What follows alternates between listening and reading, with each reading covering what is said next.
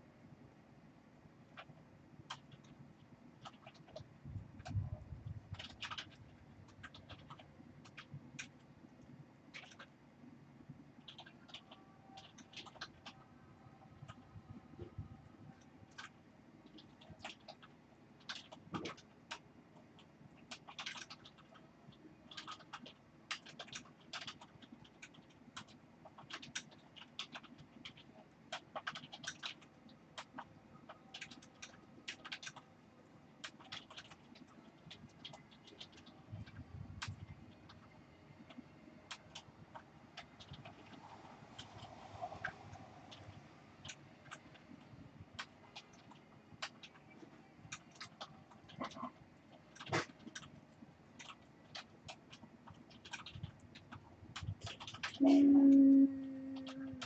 we have this. I'm not sure how these guys started without actually going live. I'll have to try and maybe check that out. We'll go there. I really need to come up with a different window too. Let me try. I don't know that I can actually. I think I have to do that here. How do I actually grab a screenshot up there? Not sure. Name video resolution again too. Thought I got rid of that. Create highlight video. Add stream marker. Share. Okay, there's the share button on the feed. We got there. Okay. Oh, okay. Can't do that. I gotta go actually into the setups and just change a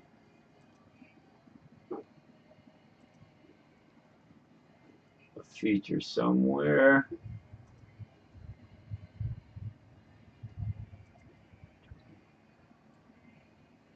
Somewhere in here there is where I can put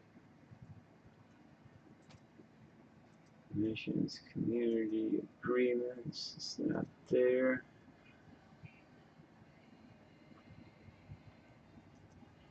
Customization. I'm trying to figure out again where I can add a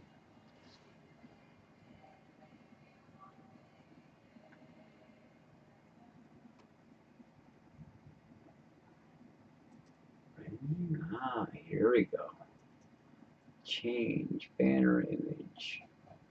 Let's put a different banner image in there, I guess. I could do that. I can always change it, I guess, for which rig I'm doing. I'm going to put one. I'd like to put that one in there.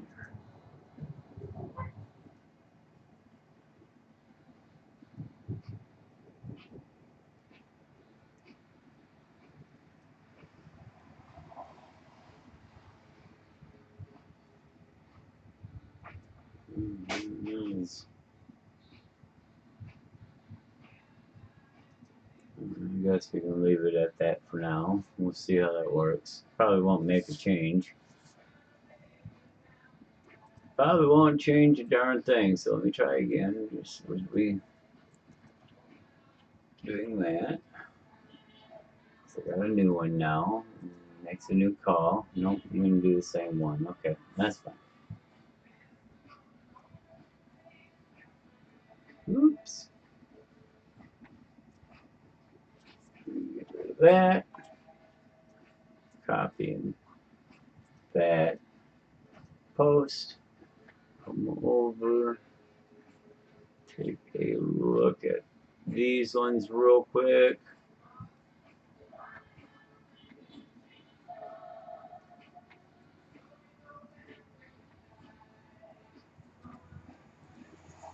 put it in there, I guess. That's a good one. Let's see, Gen8, there we go. So I'm going to try to put this in some other pages here. Get a little share going on. Nice.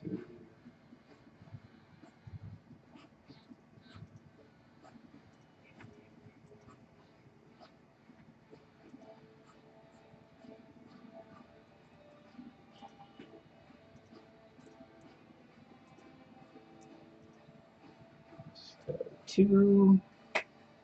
No preps. No preps. I'm gonna grab my fly swatter. This fly is about to get swatted. Pain in the ass. Good enough.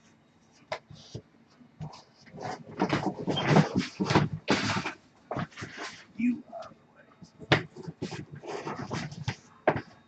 Let's see here. Little bastards. Okay.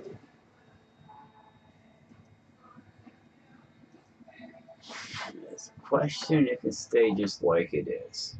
Let's come back here and then bring it. Kill that off. Oh, cancel. Go ahead and publish. Alright. Oh, it's watermark. It's alright. Close that out. Leave this up. And now, bring that up so I can see a little bit more in my time instead of yours. Let's see what we've got coming here. Oh, hey, nice. Popped up. This thing wanted getting it on my own stream.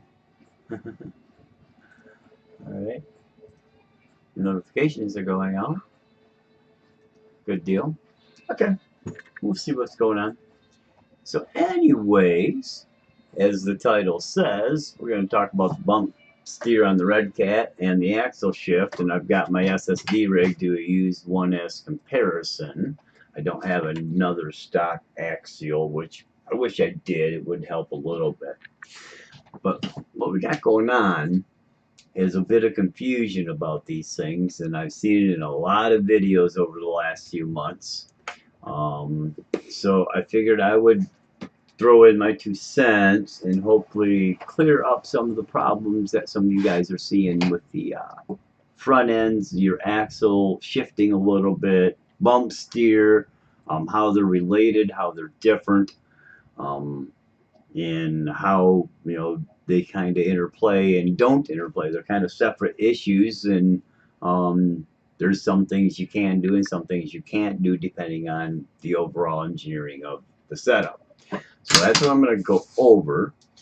And what I did on mine, if somebody's been looking, to help at least solve some of the issue with the bump steer for the most part. Go ahead and peel body. This one's going to be a little trickier to take the body off. I can if I need to. But, and then we're going to work up now. It's going to be kind of hard to work upside down just because it could be a little more confusing. So let's go over front end geometry and the overall concept of 4-link and 3-link. Now this is 3-link as well. Now anybody that's been in crawling for a while, if you've had an older unit, you probably had a 4-link setup. For now, we'll go ahead and flip this upside down just to get a little bit of feel. But 4-link, you know, as the back is, you got 2 lowers and 2 uppers. Same thing would be in the front on a 4-link. You got 2 lowers and then you'd have 2 uppers coming off the axle up over here. But you don't have that on a 3-link with panhard. What you got obviously is a 3 links and then your panhard bar. On the SSD unit, they've, you know, with your, this is SSD Trail King kit, you get a 2 bent rods. You know, one is your panhard and one is your steering link. And that changes how the front end operates over a panhard or considered in relation to a 4-link. If you look at the back, when you push on the pumpkin, the 4-link, each side goes down evenly. There's no shift in the axle. It stays smooth.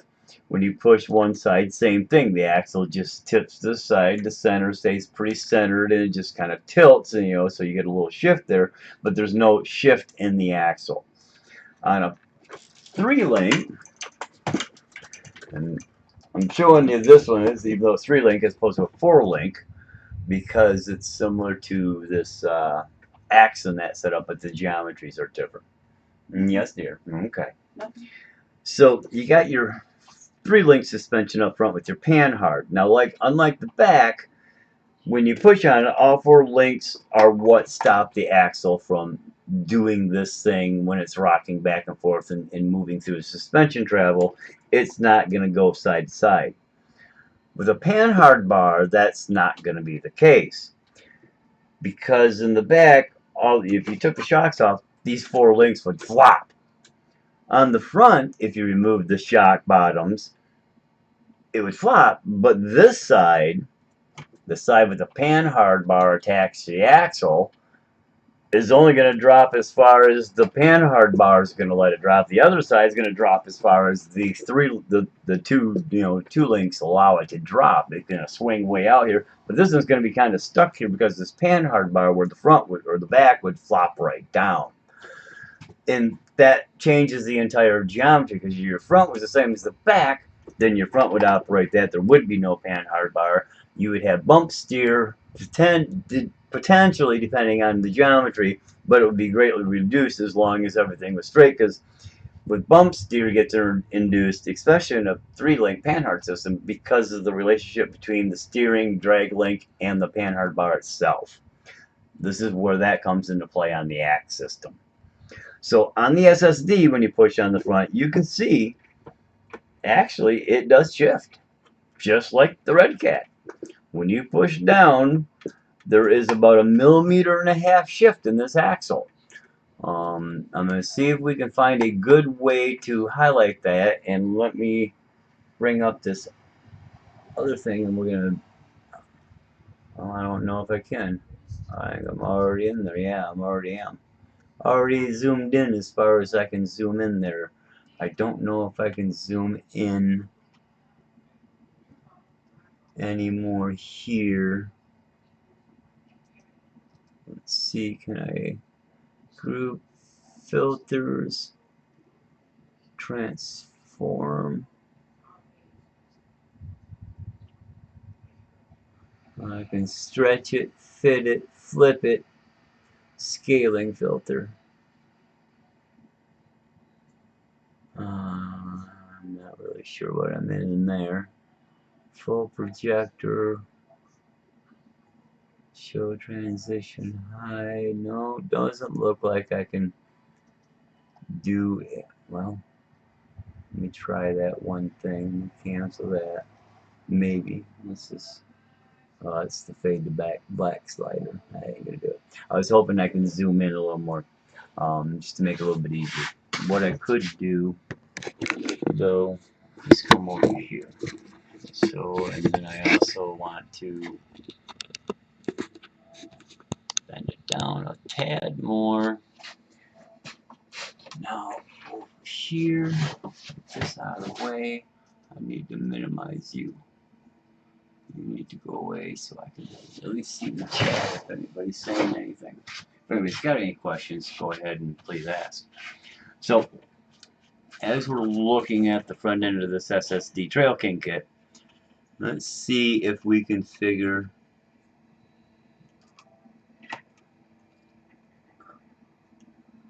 it's not moving much.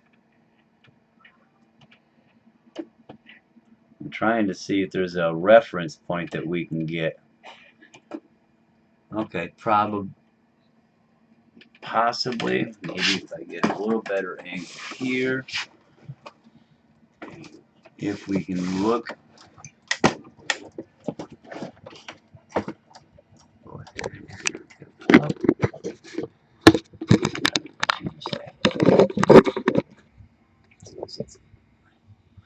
Okay, maybe we watch the shocks here, you may see how they shift just a little bit as we're dropping here.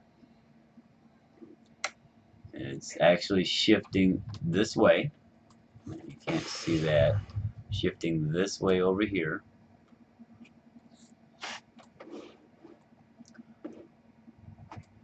So what's going on as the axle and suspension compresses, you've got this hard panhard bar back here. This one right here. Hard to see. It's an S-bend link. You can see it's bent down here and then bent again here.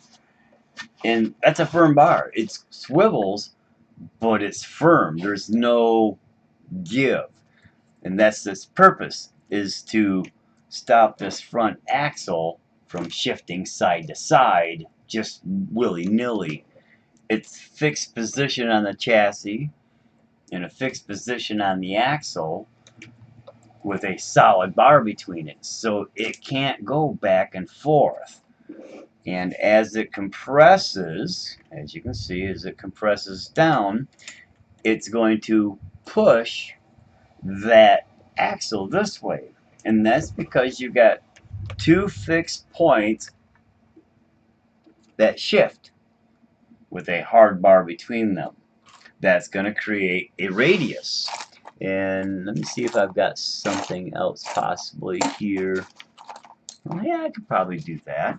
That could act as a fake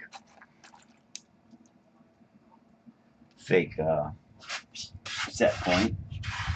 So let me move this out of the side. So what you got going on here is, let's say you've got a fixed point on the chassis. So imagine we got a chassis and this is part of the, let me pick it up a little bit so you can see better. That'd probably help a little bit.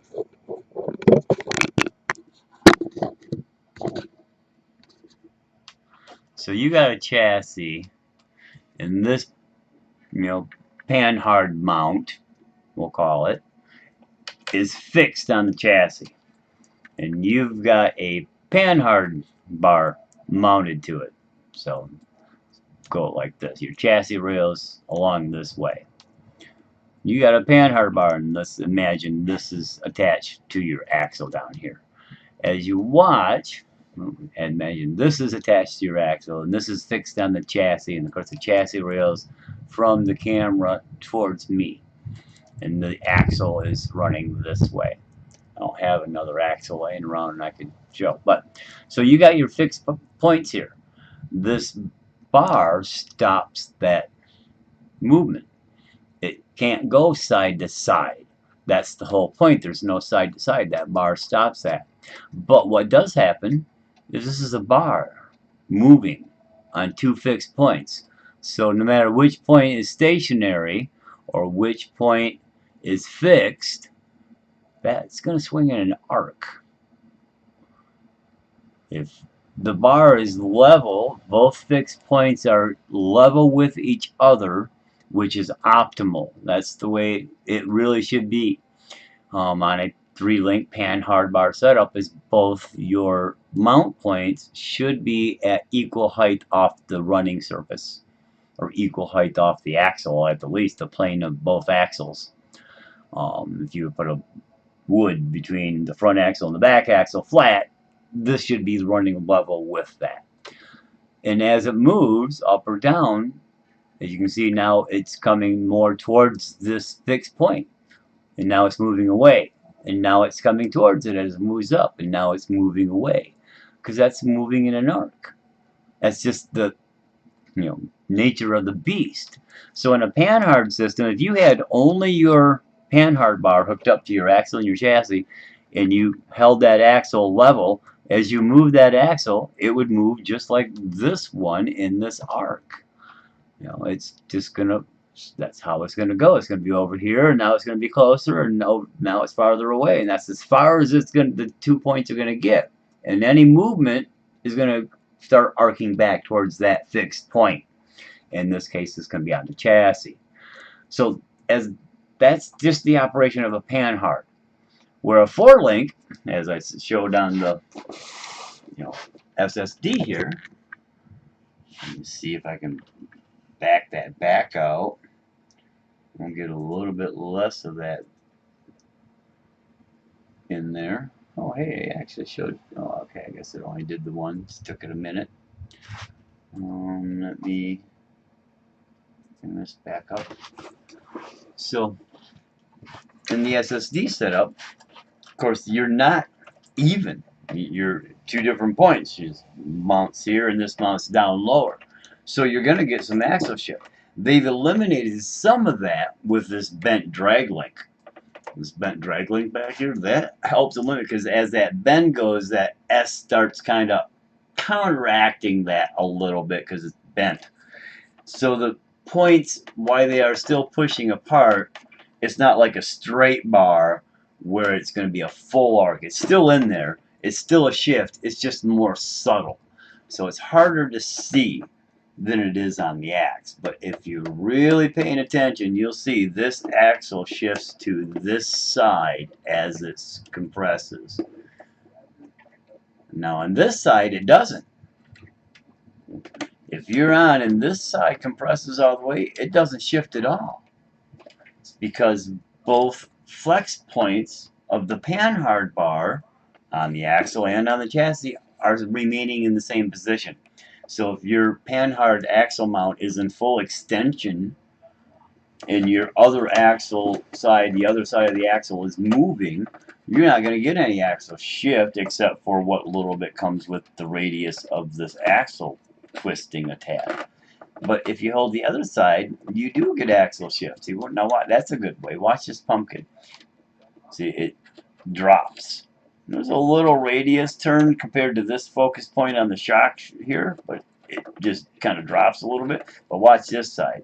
Not only does it drop, it physically pushes that way. It physically pushes this side because this panhard bar can't allow the axle to come this way.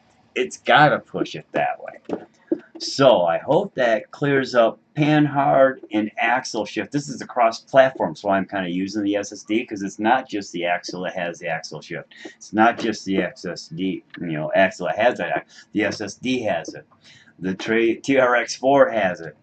I believe the Vanquish units have it. If they're using a panhard bar, they're going to have a little bit of axle shift. There is no getting away from it. It's part of the design.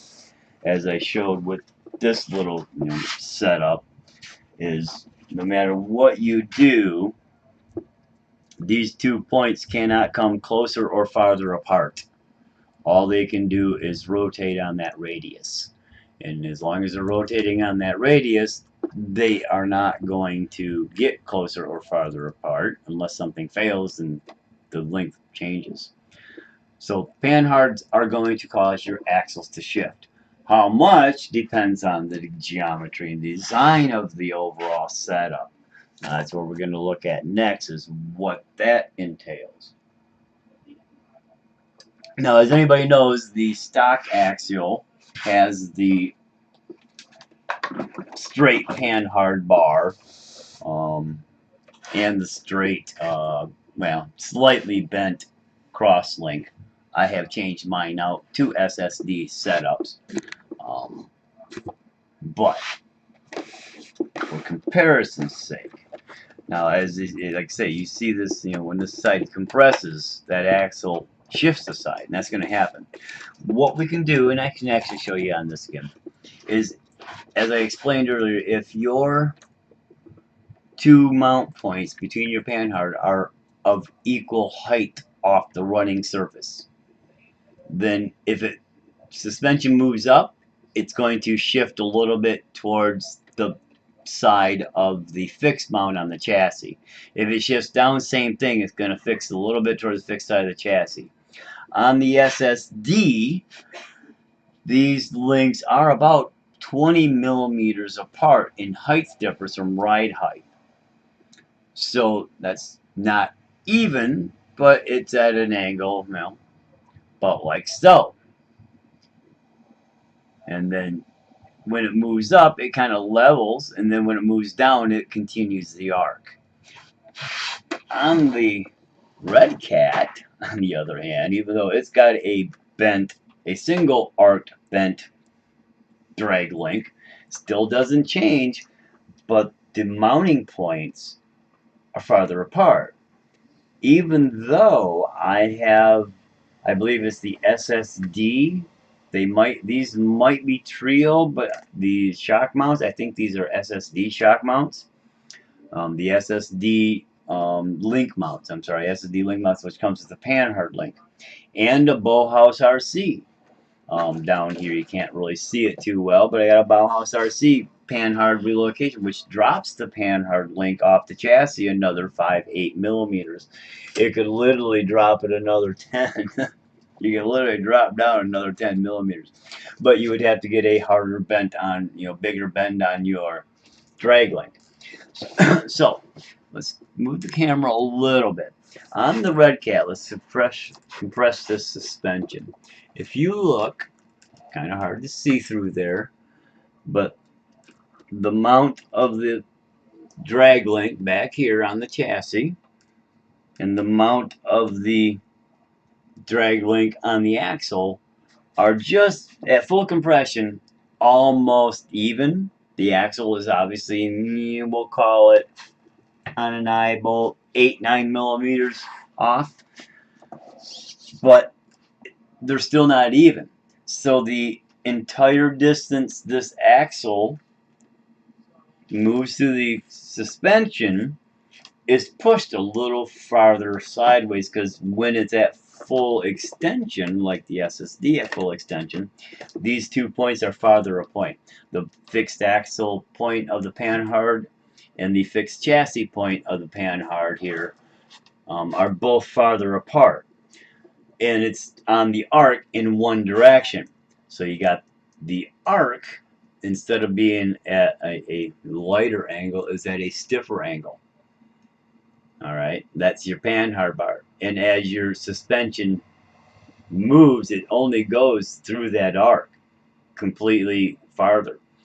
It doesn't move closer, it only moves farther away, because it's compressing like this, which is pushing these 2 points, these 2 mount points, farther away. Even though they're same distance here, because of the arc, your 2 points. Now, another YouTuber I seen made a thing, and he was talking about use the plumb bob, and he's right in that the plumb bob does move, but it has nothing to do with the bent link. It's got to do with the drag link, or I'm sorry, the Panhard link itself. It's just the nature of a Panhard that's going to move on an arc. So if you had a plumb bob hanging here, yeah, it's going to be farther away there than it is there from this fixed point. That's a given. So that's what's causing the axle shift. That and that alone is causing the axle shift on these units. The very fact that it's using a 3-link in a 3-link up front suspension with a drag a Panhard bar, that's going to cause action. How much it shifts depends on the geometry and the setup of the overall system. Now notice I haven't even talked about bump steer, and we're going to get there. But you really wanted to be clear about this, because they are 2 separate issues. Bump steer can happen on a 4-link system. It can happen on any other system. So bump steer is not related to a Panhard bar. But those different geometries are related to each other in that respect. So a Panhard link, because it shifts the axle, unlike a 4-link that doesn't, will induce even more bump steer, or has the commonality of inducing more potential bump steer than a 4-link system with a steering setup, whether you got steering on the axle, which won't have bump steer obviously, or shouldn't, or chassis mounted steering. That should not really change much of the bump steer, but it does.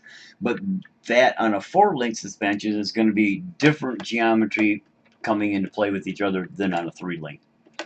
And because a lot of these newer rigs are 3-link with a Panhard, they all have a little axle shift. Now again, as you can see, there's some on this SSD. It's got a pretty good little movement there.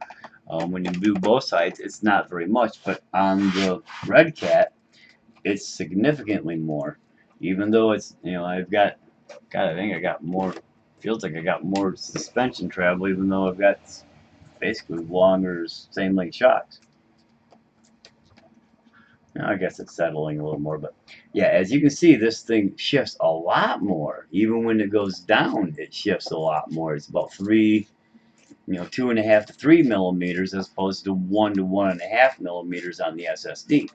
And that is because of the setup, the way the panhard is there and where the mounts are at. The SSD, I think, lifted just a little bit, 3 millimeters, maybe 2 millimeters, the mount on the axle. The Bauhaus drops the chassis mount on the RedCat a few millimeters. I mean, if this axle side mount was another 3-4 millimeters higher, yeah, might be able to use a straight link in there. You could possibly get it, but it ain't going to change the axle shift. That's that's not going to do anything. Let me move this so you can see which one I'm at. Dropping this mount on this side on the axle to get it, say, 8 millimeters lower. It's going to be a lot closer. And you put a straight bar between there, you'll get clearance. It'll clear everything it looks like. Should clear it with plenty of clearance. The problem is it ain't going to stop the axle shift. That is still a fixed point swinging on an arc. And the arc's only going in one direction because those points can't be even. Even if you got them even, it's all going to be downward and there's no more upward travel.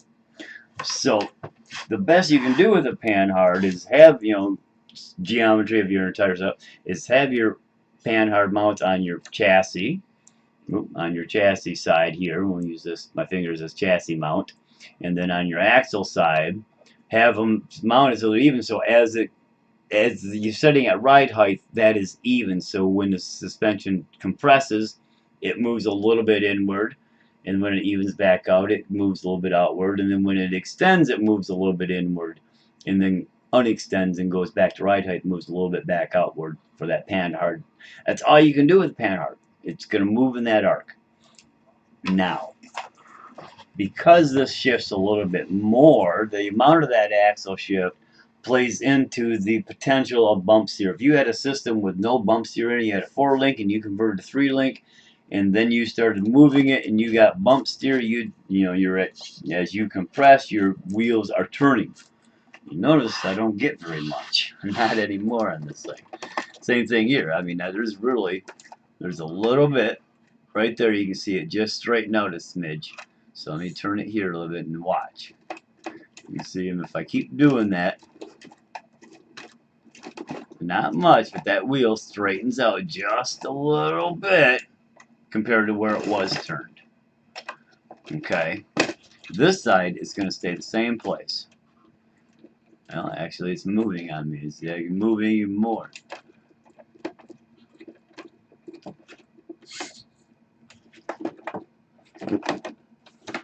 As you get down there, you finally get into the limits, and yeah, you start pulling that axle. So there is bump steer in there, even in the SSD Trail King kit, as you just seen. Now let's straighten this out and do it again on this side. Goes all the way through. You see a little bit of tire movement. See if I can turn it here. A little bit of tire movement, maybe at the outer extension. And then move this side. Kind of the same thing. It will start pushing that wheel over just a little bit, but you see it just moved a tad. And it's really not moving more.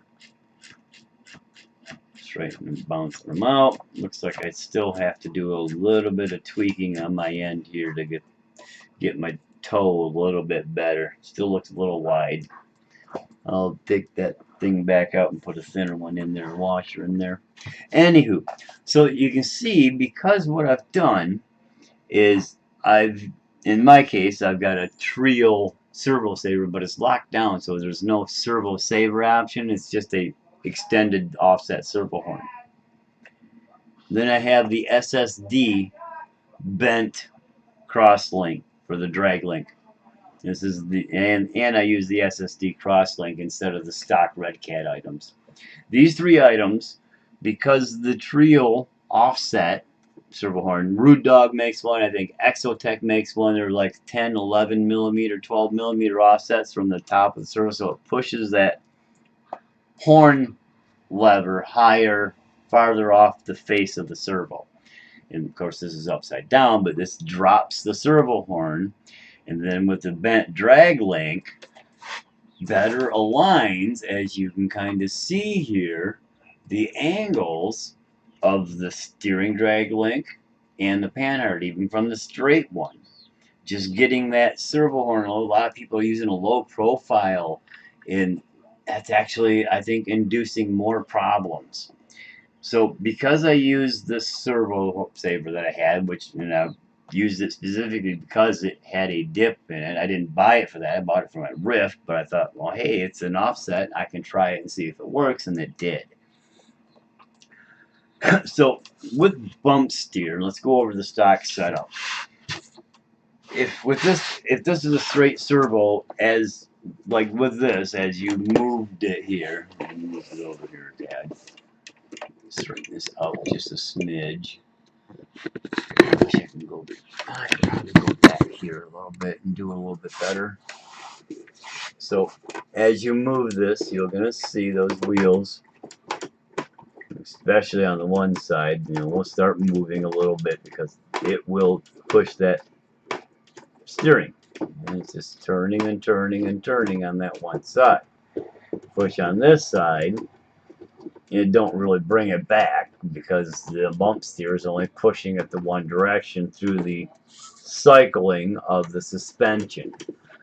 So that's a good example of how that bump steer gets in there. As your suspension moves and compresses, those forces, if they're uneven, especially if the one side's compressing or not, will start twisting that thing around. That's what would happen on the RedCat, but it would be more than it is here with this setup because I've made some changes to it. If you have a stock RedCat and you take it and you just push the the chassis panhard side of the axle. So you take the panhard mount on the chassis, that side of the axle on the RedCat's going to be what we call the driver's side here in the States. Push that down, you wouldn't get hardly anything. But if you push the other side down, you'd get a whole bunch of wheels start shifting. You 5 times and that thing's like, But as you can see with these items I put in there,